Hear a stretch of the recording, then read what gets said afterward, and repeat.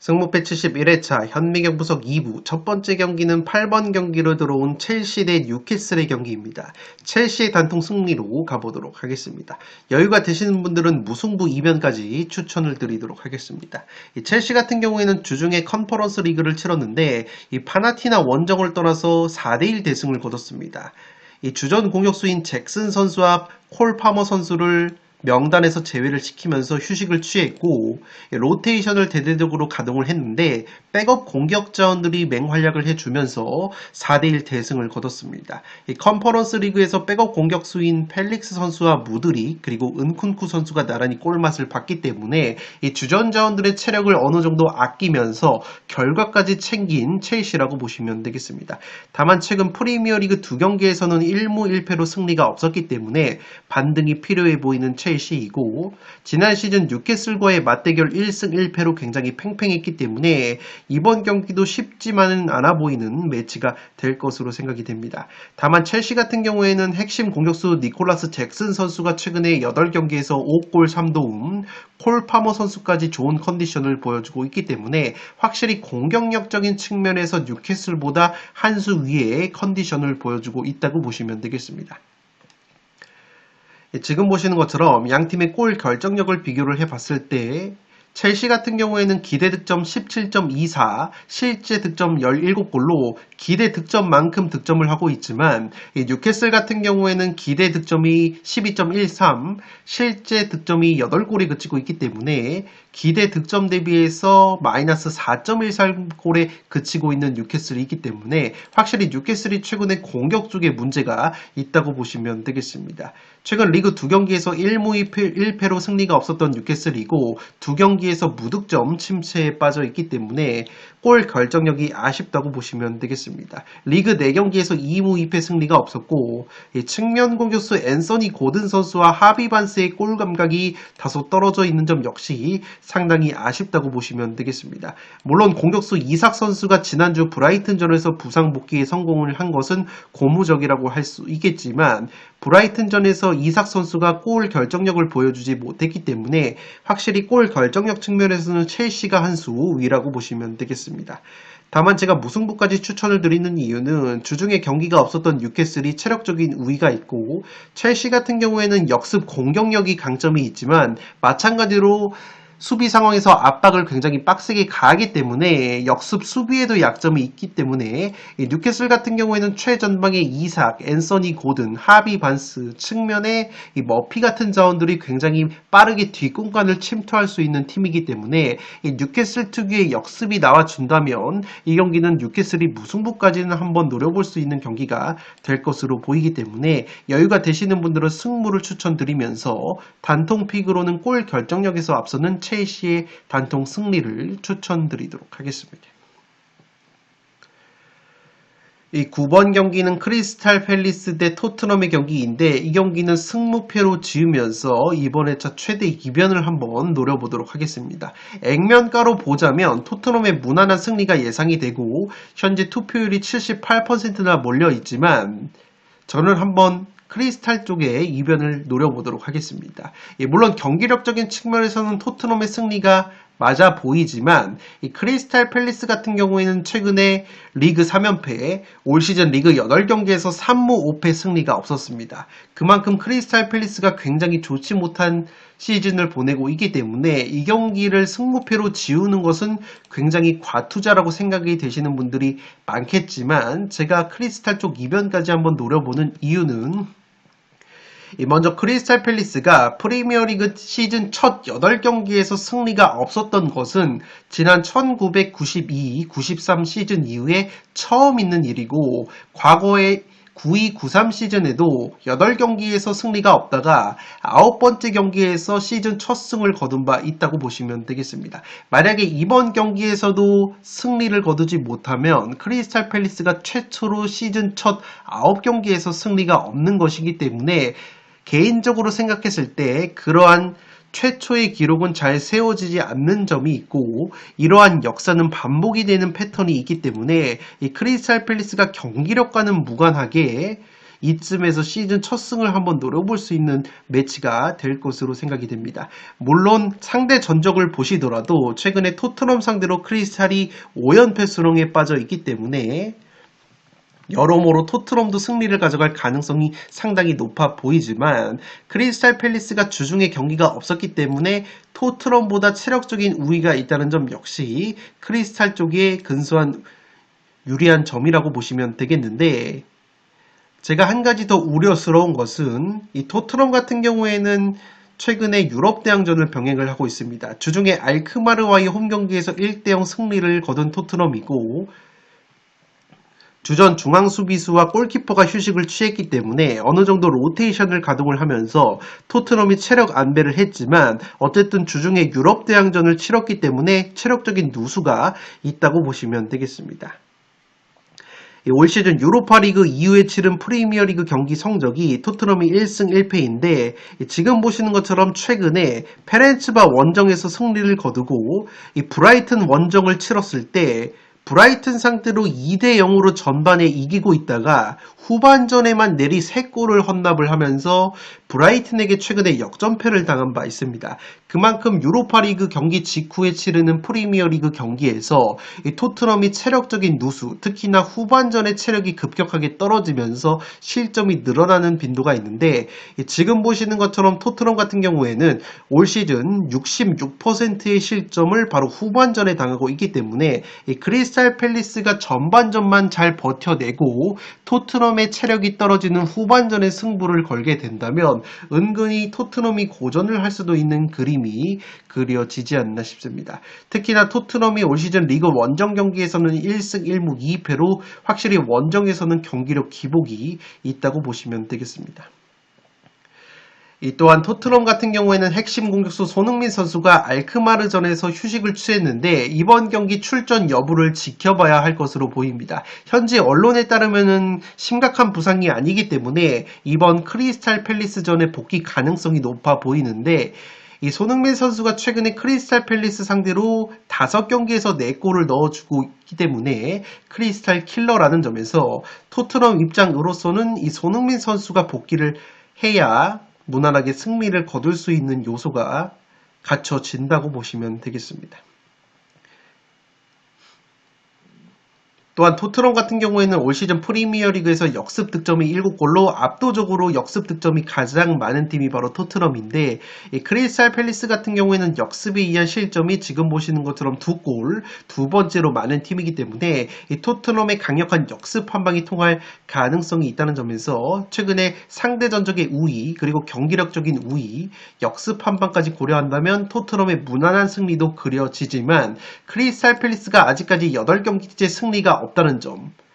과거에 딱 한 번 8경기째 승리가 없었지만 9번째에서 시즌 첫 승을 기록한 바 있는 역사가 있다는 점, 그리고 주중 경기를 치르지 않았기 때문에 체력적인 우위가 있다는 점까지 고려한다면 이 경기는 경기력과 무관하게 한번 크리스탈 쪽 이변까지 한번 노려보고 싶은 경기가 될 것으로 생각이 됩니다. 토트넘이 최근에 유로파리그 이후에 치르는 프리미어리그 경기에서 후반전에 체력 누수가 나오면서 브라이튼전 2대3으로 역전패를 당했다는 점에서 이 경기는 승무패로 지으면서 이변까지 한번 노려보도록 하겠습니다.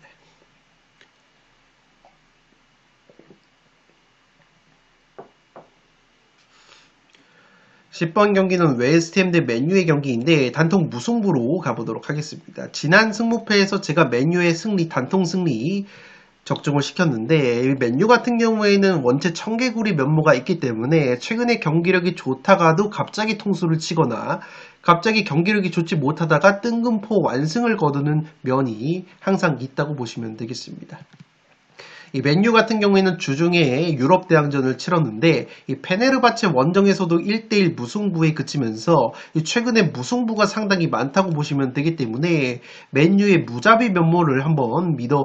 보려고 하고, 이 웨스트햄 같은 경우에도 지난 경기 토트넘 상대로 선제골을 넣었지만 쿠두스 선수가 퇴장을 당하면서 1대4로 역전패를 당했기 때문에 최근에 경기력이 그다지 좋지 못했다고 보시면 되겠습니다. 핵심 공격수 쿠두스가 이번 경기 퇴장 징계로 결장이 되기 때문에 이 웨스트햄이 공격력 약화가 예상이 되는 점 역시 단통 무승부의 고미가 당긴다고 보시면 되겠습니다. 이 웨스트햄 같은 경우에는 주중 경기가 없었기 때문에 맨유보다 체력적인 우위가 있다는 점 역시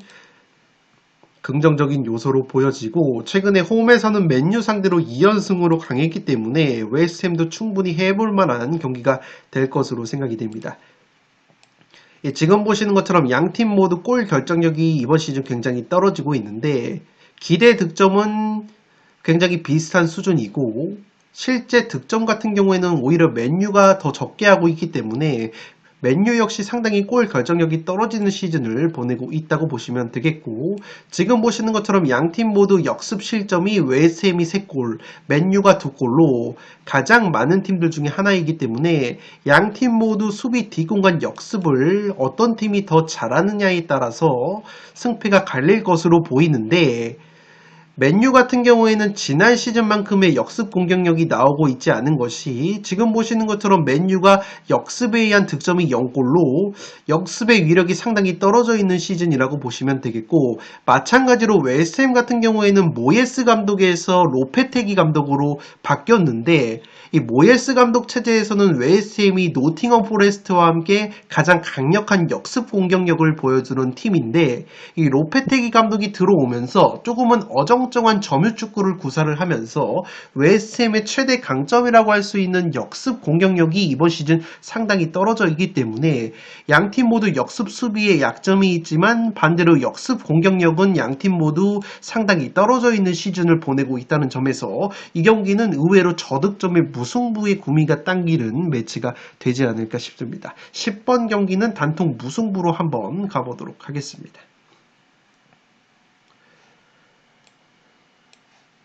11번 경기는 헤타페 대 발렌시아의 경기인데, 이 경기는 헤타페의 단통 승리로 가보도록 하겠습니다.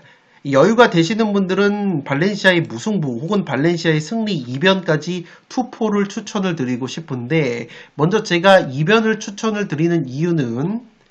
좀 이따가 말씀을 드리도록 하겠고, 현재 상황상으로 보면은 그래도 헤타페가 유리한 점이 상당히 많은 경기라고 보시면 되겠습니다. 먼저 헤타페 같은 경우에는 최근에 5경기에서 1승 3무 1패, 무승부가 상당히 많지만 무패를 달리고 있고, 특히나 올 시즌 홈 5경기에서 1승 4무 무패, 무자비 면모를 보여주고 있기 때문에 기본적으로 무승부 구미가 당기는 매치라고 보시면 되겠고, 헤타페의 최대 강점은 바로 홈에서 쉽게 패하지 않는다는 점, 홈 5경기에서 실점이 딱 2골로 실점이 굉장히 적다는 점을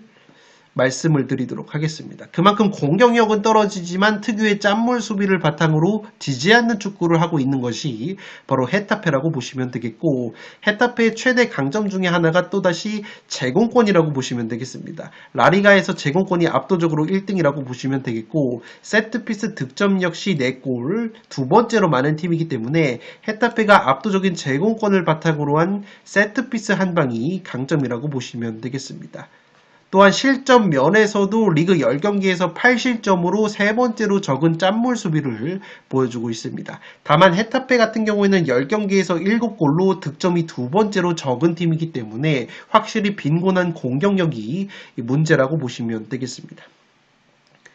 반대로 발렌시아 같은 경우에는 리그 4경기 2무 2패 승리가 없는데, 특히나 원정 경기 5경기에서 1무 4패 승리가 없었습니다. 그만큼 원정에서는 더 좋지 못한 경기력을 보여주고 있고, 원정 5경기에서 1골 10실점, 굉장히 좋지 못한 기록을 보여주고 있습니다. 헤타페와 마찬가지로 득점이 두 번째로 적은 팀이 바로 발렌시아이기 때문에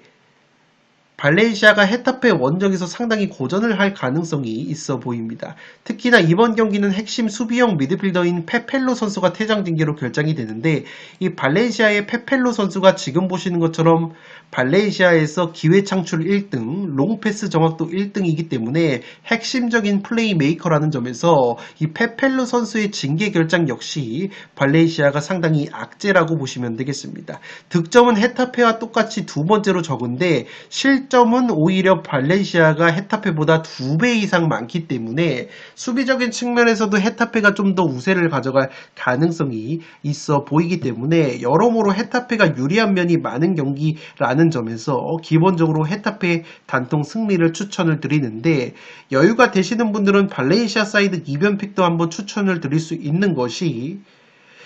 이 두 팀이 만나기만 하면 퇴장자가 나왔다고 보시면 되겠습니다. 최근에 6경기만 놓고 보면 무려 3경기에서 퇴장자가 나왔었기 때문에 굉장히 난타전 구도가 형성이 된다고 보시면 되겠습니다. 또한 지금 이번 시즌에 두 팀이 맞대결을 펼침에 있어서 주심을 맡는 심판이 바로 이 페르난데스 주심인데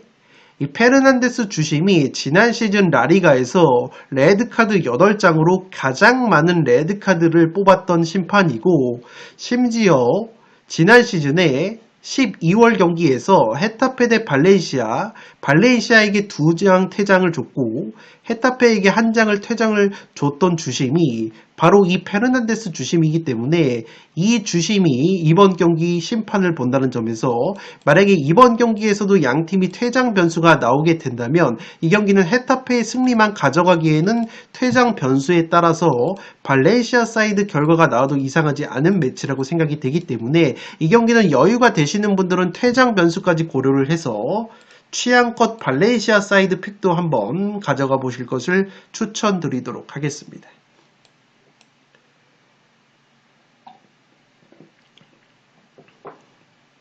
12번 경기는 아스날 대 리버풀의 경기인데 이 경기는 무패 투폴로 가면서 원정팀 리버풀 사이드로 가보도록 하겠습니다. 이 아스날이 결장자가 많기 때문에 현재 리버풀 쪽으로 투표율이 몰려있고 최근에 리버풀이 굉장히 좋은 경기력을 보여주고 있다는 점에서 리버풀의 승리를 보시는 분들이 상당히 많다고 보시면 되겠습니다. 아스날 같은 경우에는 핵심 공격수 부카요 사카 선수가 최근에 부상 여파로 2경기 결장이 됐는데 이 사카 선수 같은 경우에는 이번 경기 출전 여부를 지켜봐야 되겠지만 현재 분위기적으로는 사카 선수가 복귀가 가능할 것으로 보입니다. 다만 아스날은 사카 선수뿐만 아니라 이 수비 쪽에서 핵심 중앙 수비수 살리바 선수가 퇴장 징계로 결장이 되는데 이 살리바 선수의 징계 결장이 상당히 크다고 보시면 되겠습니다. 실제 살리바 선수가 결장을 했을 때 아스날의 승률이 45%로 떨어지고 살리바 선수가 출전했던 경기는 승률이 75%까지 올라가기 때문에 이 살리바 선수의 수비 공백이 느껴질 가능성이 있어 보입니다.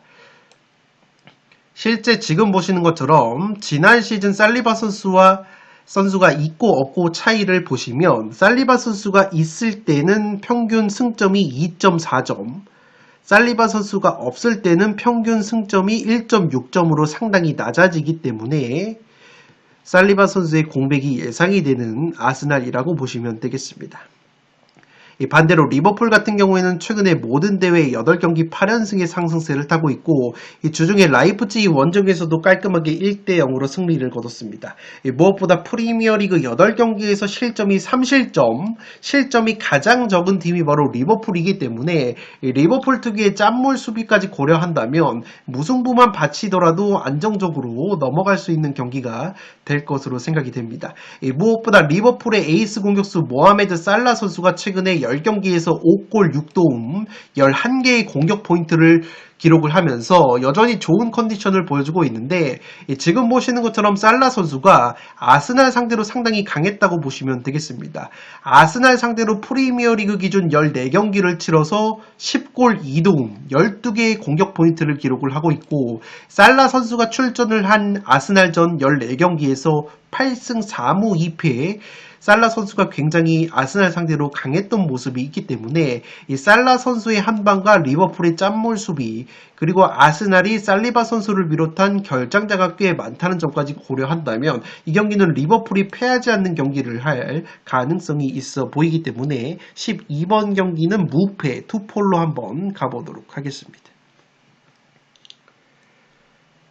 13번 경기는 베티스 대 아틀레티코 마드리드의 경기인데 이 경기는 승패로 가르면서 베티스 쪽 이변까지 한번 노려보도록 하겠습니다. 양팀 모두 주중에 유럽 대항전 경기를 치렀는데 결과가 좋지 못했습니다. 베티스는 코펜하겐과의 홈경기에서 1대1 무승부에 그쳤고 이 아틀레티코는 릴과의 홈경기에서 1대3 충격적인 패배를 당했기 때문에 양팀 모두 주중 유럽 대항전에서의 경기 결과는 좋지 못했다고 보시면 되겠습니다. 최근 상대 전적을 보시면 베티스가 아틀레티코 상대로는 10경기에서 2무 8패 승리가 없었을 정도로 아틀레티코가 압도적인 천적 면모가 있는데 저는 그러한 측면에서 한번 베티스가 오랜만에 아틀레티코 상대로 승리까지 한번 노려볼 수 있다고 보여지는 것이 아틀레티코가 최근에 수비력이 흔들리고 있다고 보시면 되겠습니다. 현재 라리가에서 실점이 여전히 가장 적은 팀이 바로 아틀레티코이기 때문에 아틀레티코가 짠물 수비를 바탕으로 패하지 않는 경기를 하고 있었는데 최근에 챔스 포함해서 모든 대회 5경기 기준으로는 무실점 경기가 없으면서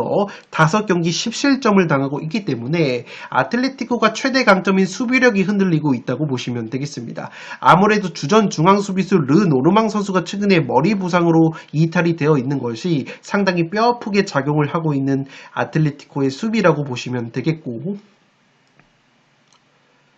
올 시즌 라리가 10경기에서 5승 5무 무패를 달리면서 아직까지 패배가 없다는 점 역시 이쯤에서 아틀레티코가 한번 부러질 수 있는 타이밍이지 않나 생각이 되고 있습니다.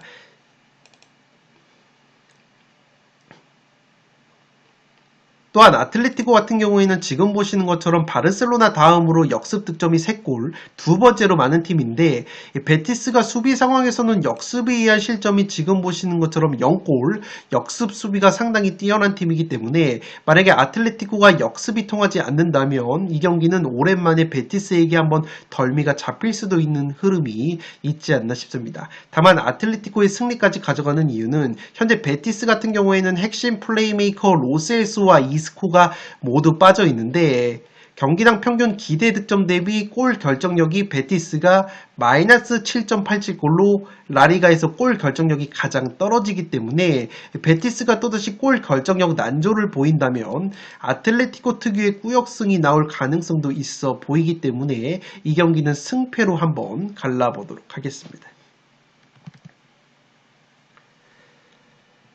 마지막 경기는 소시에다드 대 오사수나의 경기인데 이 경기는 단통 무승부로 한번 가보도록 하겠습니다. 이 소시에다드가 최근에 살아나고 있는데 이 주중 마카비 텔 아비브 원정에서도 2대1 승리를 거두면서 최근에 모든 대회 5경기에서 3승 1무 1패 2연승을 거두고 있습니다. 최근 라리가 4경기에서도 2승 2무 무패를 달리고 있는 소시에다드이기 때문에 이 시즌 초반 좋지 못했던 분위기에서 어느 정도 탈피가 된 모습이라고 보시면 되겠습니다. 다만 제가 무승부로 가는 이유는 올 시즌 라리가 홈 경기에서는 소시에다드가 1승 1무 3패로 부진한 모습을 보여주고 있고 최근에 오사수나 상대로는 상대 전적 면에서도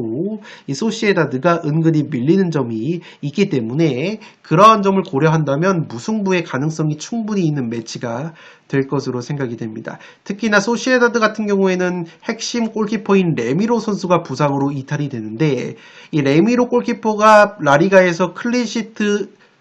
5번으로 가장 많은 골키퍼이고 선방 확률 역시 3등을 달릴 정도로 소시에다드의 수비력에 있어서 상당히 중요한 골키퍼이기 때문에 이 레미로 골키퍼가 결장을 하는 것은 상당히 뼈아픈 누수라고 보여지고 이 레미로 골키퍼뿐만 아니라 주전 중앙 수비수 수벨디아까지 부상으로 빠지는 소시에다드이기 때문에 이 소시에다드가 수비력이 흔들릴 가능성이 있어 보입니다. 반대로 오사수나 같은 경우에는 주포 공격수 부디미르 선수가 5경기 4골로 좋은 골 감각을 보여주고 있고 측면 공격수 사라고사 선수 역시 한 방을 보여주고 있기 때문에 이 소시에다드의 수비 공백을 고려한다면 오사수나가 끈적한 경기력을 보여줄 가능성이 있어 보입니다. 다만 제가 무승부로 가는 이유는 오사수나가 홈에서는 굉장히 강력한 모습을 보여주고 있지만 라리가 원정 경기에서는 4경기 2무 2패 승리가 없었고 원정 4경기에서 2골이 그치고 있기 때문에 확실히 오사수나도 원정에서는 경기력이 떨어진다는 점에서 무승부가 합리적인 선택이 되지 않을까 생각이 되고 있습니다. 지금 보시는 것처럼 소시에다드가 베티스, 세비야 다음으로 골 결정력이 떨어지는 모습이 있기 때문에 이 소시에다드의 떨어지는 골 결정력까지 나와준다면 오사수나 상대로 무승부로 덜미가 잡힐 가능성이 있어 보이고 마찬가지로 오사수나 같은 경우에는 제공권 3등으로 높이의 강점이 있는데 세트피스 득점 역시 3골, 세 번째로 많은 팀이라고 보시면 되겠습니다. 다만 소시에다드 같은 경우에는 세트피스 실점이 0골로 실점이 가장 적은 팀이기 때문에 오사수나 역시 제공권 강점, 특히나 세트피스 상황에서 강점을 살리지 못한다면 이 경기는 최근 소시에다드가 분위기가 살아났다는 점까지 고려했을 때 오사수나의 원정 경기력 기복을 고려하면 단통 무승부가 합리적인 픽이 되지 않을까 생각이 됩니다. 14번 경기는 단통 무승부로 가보도록 하겠습니다. 네, 이것으로 4억 4,700만원이 이월된 축구토토 승부패 71회차 현미경 분석 1부와 2부 모두 마치도록 하겠습니다. 영상이 도움이 되신 분들은 좋아요와 구독 버튼을 눌러주시면 풋볼살롱 채널에 크나큰 힘이 됩니다. 구독 버튼 옆에 종 모양의 알림 설정을 해주시면 그 누구보다 빠르게 양질의 축구, 승부패, 프로토 관련 분석 컨텐츠를 만나보실 수 있습니다. 지금까지 풋볼살롱이었습니다. 감사합니다.